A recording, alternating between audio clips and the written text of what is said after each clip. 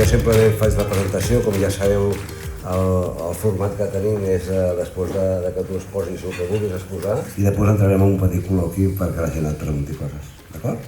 Perfecte. Endavant. Doncs molt bon dia a tots i a totes i moltíssimes gràcies. Jo crec que nosaltres estem dintre d'un rovell de l'ou, que vol dir l'aeroport, la gran ciutat de Barcelona, però tenim Fira Barcelona, tenim el Consorci de Zona Franca, tenim tot el desenvolupament del bioclúster sanitari, tenim l'anunci de l'arribada del futur clínic. Això al final són grans oportunitats de desenvolupament econòmic, de creixement, d'innovació.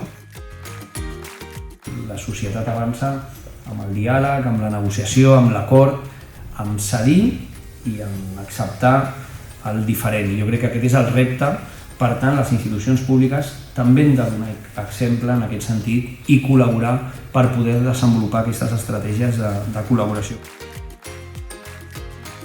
En les empreses estem millorant la vida de les persones amb els productes i serveis que fem i donant feina perquè puguin tindre un projecte de vida.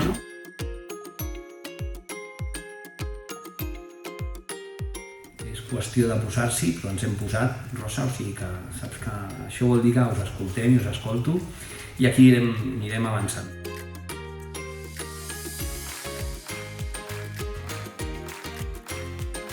Per mi, com a veí de la ciutat, no hi ha res més il·lusionant i apassionant que ser l'alcalde de la ciutat de l'Hospitalet.